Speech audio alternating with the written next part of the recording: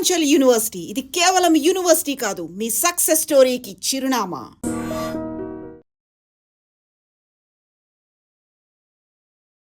Hi, hello, నమస్తే, welcome back to iDream media. ఒక job చేసే పర్సన్ ఎవరైతే హైదరాబాద్లో ఉంటారో వాళ్ళు ఎగ్జాంపుల్ ఒక 10,000 రూపీస్ ఎస్ఐపి మంత్లీ చేసినట్లయితే, సంవత్సరంలో 5 లక్షల రూపాయలు లంసం కూడా చేసినట్లయితే వాళ్ళ గోల్ ఎంతవరకు రీచ్ అవ్వచ్చు అనే ఒక కేస్ స్టడీ ఈరోజు మనం తెలుసుకోబోతున్నాం. ఇలా నిజంగా చేసిన పర్సన్ గురించి మనం ఈరోజు తెలుసుకోబోతున్నాము. సో ఈ విషయం మనం ఫైనాన్షియల్ ప్రొఫెషనల్ అయిన గిరిబాబు గారి ద్వారా తెలుసుకుందాం ఏం జరిగింది అనేది. Let's go into the episode. నమస్కారం సార్. సార్, ఒక రెగ్యులర్ మిడిల్ క్లాస్ పర్సనే, జాబ్ వచ్చింది, నెలకి మంచి శాలరీ వస్తూ ఉంది. అతను ఒక గోల్ పెట్టుకున్నాడు, నా దగ్గర ఒక 20 ఇయర్స్లో నేను ఈఎంఐ కట్టుకుంటూ ఇల్లు వద్దు, నాకు 20 ఇయర్స్లో నేను ఆ ఇల్లు డైరెక్ట్ కొనేసుకోవాలి. అది 2 కోట్లు ఉన్నా 3 కోట్లు ఉన్నా సరే నేనైతే కొనేసుకోవాలి. 20 ఇయర్స్ తర్వాత ఇప్పుడు ఇబ్బంది ఏం లేదు. ఒక 25 ఇయర్స్ అబ్బాయి అనుకుందాం. 20 ఇయర్స్ తర్వాత ఎలాగైనా 30 ఇయర్స్ ఈఎంఐ పెట్టుకోవడం కంటే కూడా నేను రెంట్గా ఉంటాను, కానీ నేను ఇల్లు కొనుక్కోవాలి, కారు ఉండాలి, ఇలా ప్లాన్ చేసుకున్నాడు. దానికి ఒక 2 crores 2 to 3 crores అవుతుంది. అయితే తను చేయగలిగే ఎస్ఐపి అమౌంట్ ఏంటంటే 10,000 plus 5 lakhs amount one time. అంటే ఇల్లు కొనుక్కుంటే వన్ టైం ఎలా అయితే డౌన్ పేమెంట్ పే చేస్తామో అలా 5 lakhs వన్ టైం ఈఎంఐ లాగా ఒక 10,000 rupees which he can afford. So ఈ కేసులో అతను ఎంత టైం పడుతుంది అతను అనుకున్న అమౌంట్ గోల్ రీచ్ అవ్వడానికి, అండ్ ఆ మధ్యలో కన్సిస్టెన్సీ కానీ స్టెప్ అప్లు కానీ ఏమైనా ఉంటాయా, ప్రాసెస్ ఎలా ఉంటుంది? చేసుకోవచ్చు. ఇప్పుడు నార్మల్గా ఒక చిన్న ఎంప్లాయీ 10,000 శాలరీ అంటే 10,000 సేవ్ చేయగలుగుతున్నా అంటే అతని శాలరీ మాక్సిమం ఒక 35,000-40,000 నుంచి ఉండదు. ఇలాంటి వాళ్ళకు ఈఎంఐ కట్టాలంటే చాలా ఇబ్బంది అయిపోతుంది, because it's commitment for 20 years. రెండోది మీరు 25 ఇయర్స్ అన్నారు. సో 25 ఇయర్స్ అబ్బాయికి ఒక 40,000 కనుక శాలరీ వస్తే అందులో 10,000 ఎస్ఐపీస్ 25% అయిపోయింది. తర్వాత అతనికి పెళ్ళైన తర్వాత ఖర్చులు పెరుగుతాయి. సో అది అఫోర్డబుల్గా ఉండదు. సో వాళ్ళకి లైఫ్ అంతా ఈఎంఐలు కడుతున్నాను ఫీలింగ్ ఉంటుంది. ఫస్ట్ ఆఫ్ ఆల్ 10,000తో రాదు. కనుక అలా ఇబ్బంది పడుతూ ఉండే బదులు ఒక చిన్న ఏదో ఇంట్లో ఉండి రెంట్ కట్టుకోగలిగే కెపాసిటీ ఉండి రెంట్ కట్టుకుంటే 10,000 రూపీస్ అనేది బర్డన్ లేకుండా ఎస్ఐపి లాగా చేసుకుంటూ వెళ్తూ 10,000 for 20 years. At the same time 5 lakhs one time ఎలాగైతే మనం పే చేస్తామో డౌన్ పేమెంట్, అలాగే ఒక 5 lakhs వన్ టైం చేసేస్తే ఎగ్జాక్ట్లీ 20 ఇయర్స్ తర్వాత మోర్ దెన్ 2 crores ఉంటుంది. ఈజీగా 2 crores ఎబో ఉంటుంది. కానీ ఇక్కడ క్వశ్చన్ వస్తుంది, వెంటనే మన కామెంట్స్ పెట్టేస్తారు, మరి ఇప్పుడు ఫ్లాట్ వాల్యూ ఎంత ఉంది, మినిమం ఒక 1 crore లేకపోతే లేదు అసలు. బట్ 20 ఇయర్స్ తర్వాత దీని ఫ్లాట్ వాల్యూ ఎంత అయింది? 2 crores అవుతే 2 crores తర్వాత ఆ 2 crores ఫ్లాట్ వస్తుందా? 2 crores పెట్టి కొన్ని ఇవ్వాలి, 1 crore పెడితే ఫ్లాట్ రావడం కష్టంగా ఉంది కదా. 20 ఇయర్స్ తర్వాత ఎంత పెరిగిపోతాయి అవి? ఓ 10-15 కోట్లు అయిపోదా? మళ్ళీ అప్పుడు కూడా నేను డెఫిసిట్ అవుతా కదా అని క్వశ్చన్స్ వస్తూ ఉంటాయి కామెంట్స్. అందుకే నేను వాళ్ళకి చెప్పేది ఏంటంటే, మీరు కనుక ఒకవేళ నేను రెంట్ని ఉండి ఇలా సేవ్ చేసి ఉండే బదులు ఫస్ట్ ఆఫ్ ఆల్ మీరు కొంచెం కార్పస్ క్రియేట్ చేసుకోండి. కొద్దిగా గట్టిగా కష్టపడి ఒక 20-25,000 అంటే మీ శాలరీ 40 అయితే చేయలేరు, బట్ కొంచెం ఇన్కమ్ అర్న్ చేసుకొని ఒక 20-25,000 ఎస్ఐపి ఉండేలాగా ఇనీషియల్గా, లేదా అట్లీస్ట్ స్టెప్అప్ చేసుకుంటూ 10,000తో స్టార్ట్ చేసి మెల్లమెల్లగా 12-15 అలా చేసుకుంటూ మీ పోర్ట్ఫోలియోని అట్ ద అర్లియస్ట్ ఒక 1 CR చేసుకొని ఇక 1 CRకి రీచ్ అవ్వడానికి ఒక 2-3 ఇయర్స్ ముందే మనం రీచ్ అవుతామని అర్థమవుతున్నప్పుడు ముందే మీరు ఒక మంచి 3 ఇయర్స్లో పొజిషన్లో వచ్చే ఒక ఫ్లాట్ కొనుక్కోండి. ఆ ఫ్లాట్కి 2 కండిషన్స్ ఉండాలి. ఒకటి లోన్ ఎలిజిబిలిటీ ఉండాలి, 2 రెరా వచ్చి ఉండాలి. సో మీరు రెరా వచ్చి ఉండి అట్ ద సేమ్ టైం మీకు కనుక లోన్ ఎలిజిబిలిటీ ఉంటే you will be on safe side. RERA వచ్చింది అంటే ప్రాపర్టీ ఇస్ జెన్యూన్, లోన్ ఇచ్చే ఎలిజిబిలిటీ ఆ ప్రాపర్టీకి ఉంది అంటే then also genuine property. So ఆ ప్రాపర్టీ తీసేసుకొని ఆ 3 ఇయర్స్ పాటు మీ సిప్ని ఇంక్రీజ్ చేసుకుంటూ only interest disbursed by the bank, అంటే లోన్ డిస్బర్స్ చేస్తూ ఉంటుంది వాళ్ళు కన్స్ట్రక్షన్ చేసిన ప్రకారంగా. అలా 3 ఇయర్స్ 4 ఇయర్స్ తర్వాత పొజిషన్ అయితే వస్తుందో ముందు నుంచే మనం లోన్ తెలిపోతే కొంచెం ఇంట్రెస్ట్ కడుతూ ఉంటాం. 4 ఇయర్స్ అయిపోయిన తర్వాత మనము ఈఎంఐ స్టార్ట్ అవుతుంది. ఫుల్ ఈఎంఐ స్టార్ట్ అయినప్పుడు మన శాలరీ ఎంత ఉన్నా సరే మన దగ్గర కార్పస్ జనరేట్ అయింది కదా, దీని నుంచి సిస్టమేటిక్ విత్డ్రాల్ ద్వారా అవ్వచ్చు, డివిడెండ్ ద్వారా అవ్వచ్చు, కొంత మనీ తీసుకుంటూ ఈఎంఐ కడుతూ వెళ్తే బర్డన్ ఉండదు, మనం ఫీల్ అవ్వక్కర్లేదు. నేను ఒక జాబ్ పోతే ఎట్లా, చాలామంది ఫీలింగ్ ఏంటంటే జాబ్ పోతే ఎట్లా, కమిట్మెంట్ లేకుంటే నేను ఎట్లా ఫుల్ఫిల్ అవ్వాలి ఇది అనే ఒక పెద్ద క్వశ్చన్ మార్క్ ఉంటుంది. అలా ప్రాబ్లం లేకుండా ఒక ప్యారలల్ కార్పస్ జనరేట్ చేయండి ఫస్ట్. అలానే 20 ఇయర్స్ పట్టొద్దు దీనికి. 20 ఇయర్స్ తర్వాత చేస్తే ఏమైందంటే మీ యొక్క ఇల్లు కొనాలనుకున్నది వాల్యూ విపరీతంగా పెరిగిపోయి ఉంటుంది అప్పటికి, అఫోర్డబుల్ కాదు. ఎప్పుడైనా ఫ్లాట్ వాల్యూస్ 2 రకాలుగా పెరుగుతాయి.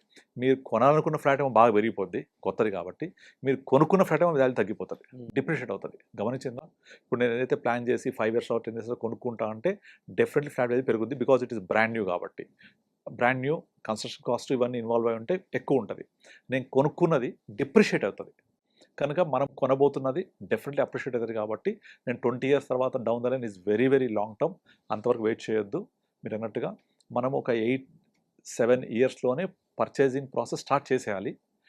ఇక్కడ నుంచి 10 ఇయర్స్ తర్వాత మీ ఈఎంఐ స్టార్ట్ అయిపోవాలి, అంటే హాఫ్ పీరియడ్ తగ్గిపోవాలి. అండ్ మీరు దానికోసం ఇక్కడ నుంచి కనీసం 5-6 ఇయర్స్ డెడికేటెడ్గా ఒక మంచి ఎస్ఐపి చేయాలి.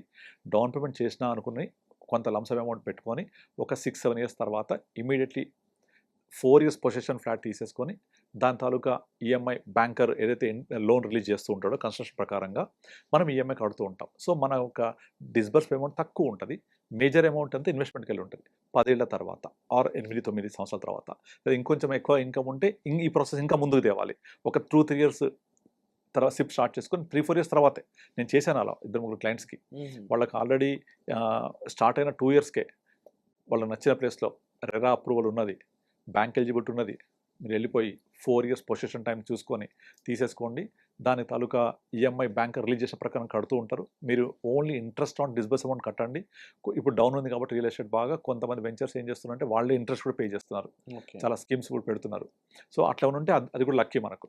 లేకపోతే కూడా చిన్న ఈఎంఐ ఉంటుంది కాబట్టి ఈఎంఐ అనకూడదు, interest on disburse amount pay చేస్తూ పొజిషన్ టైం వరకల్లా మీ దగ్గర కార్పస్ జనరేట్ అవ్వాలి. For this position you need have at least 6-7 years from now onwards. ఇక్కడ నుంచి 2-3 ఇయర్స్ ఫుల్ అక్యుములేషన్, అక్కడి నుంచి 4 ఇయర్స్ పొజిషన్. సో 7 ఇయర్స్ తర్వాత మీ చేతిలో ఓన్ హౌస్ ఉంటుంది, ప్లస్ మీ దగ్గర కార్పస్ కూడా జనరేట్ అయి ఉంటుంది. అప్పుడు ఈఎంఐ కట్టగలిగితే కట్టేసేయండి, let it grow the corpus. Capacity లేదు, జాబ్ పోయింది, use this corpus to repay the loan కంటిన్యూస్గా. మళ్ళీ ఇక్కడ కార్పస్ ఉంది కదా మొత్తం పే చేయొద్దు. సో పే చేస్తే మీ రిటైర్మెంట్ కార్పస్ కూడా డిస్టర్బ్ అయిపోతుంది. దీన్ని రిటైర్మెంట్ కార్పస్ లాగా అనుకొని మీరు ఆల్రెడీ ఏదైతే ఈఎంఐ స్టార్ట్ అవుతుందో కట్టగలిగితే కట్టాలి, కట్టలేకపోతే దీని నుంచే తీసుకుంటూ ఈఎంఐ కడుతుంటే బర్డన్ కూడా ఉండదు. అలా ఒక నెక్స్ట్ ఇంకో 10 ఇయర్స్ తర్వాత లోన్ ఆల్మోస్ట్ 50-60% క్లియర్ అవుతుంది. మార్కెట్స్ ఒక్కసారి జంప్ కొడుతూ ఉంటాయి ఒక 2-3 ఇయర్స్. అలా బాగా జంప్ కొట్టినప్పుడు కొంచెం ప్రాఫిట్ బుక్ చేసి కట్టడం, అలా ఒక 10 ఇయర్స్లో, అంటే కంచి 14-15 ఇయర్స్ తర్వాత మీ లోన్ అంతా క్లియర్ చేసేసుకుంటే మీ కార్పస్ ఏదైతే జనరేట్ చేశామో అదంతా మన దగ్గర ఉండిపోతుంది. నార్మల్గా చాలామంది సిస్టమేటిక్ విత్డ్రాల్ ప్లాన్ అని చెప్పేసి ఇన్వెస్ట్ చేసేసి బ్యాలెన్స్ ఫండ్స్లో నెక్స్ట్ మంత్ ట్రై చేస్తుంటారు. అలా చేయొద్దు.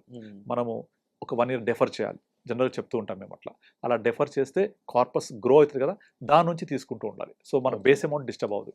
సేమ్ అదే విధంగా ఫస్ట్ 7 ఇయర్స్ ఇన్వెస్ట్ చేస్తూ పోయి ఆ ఇన్వెస్ట్ చేసిన దాని నుంచి వచ్చే రిటర్న్స్తోనే మీ ఈఎంఐ కట్టేలాగా ఉండాలి.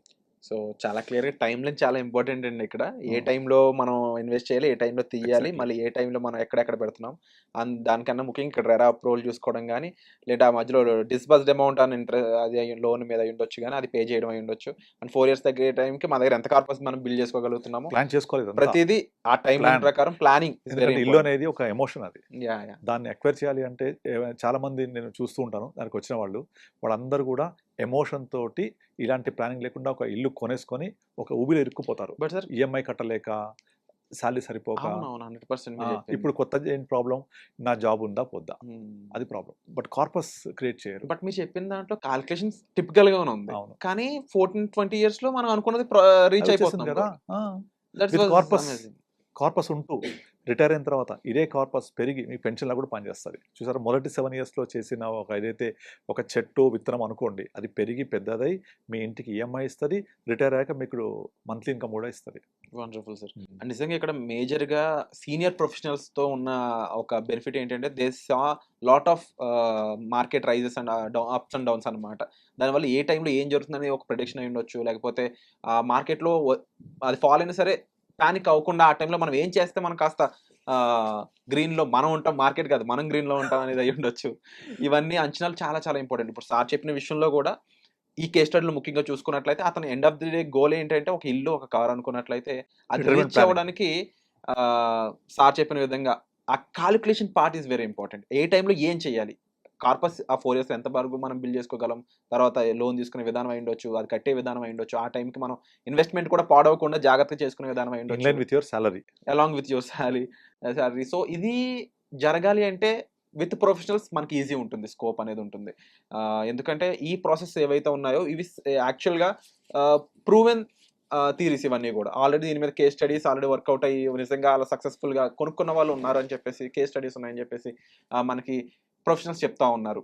అండ్ డెఫినెట్లీ ఇలాంటి గ్రేట్ థింగ్స్ మనం నిజంగా అచీవ్ చేయగలము. ఓన్లీ థింగ్ ఆ పేషెన్స్, ఆ కన్సిస్టెన్సీ అనేది వెరీ వెరీ ఇంపార్టెంట్ ఇన్వెస్ట్మెంట్ సంబంధించి.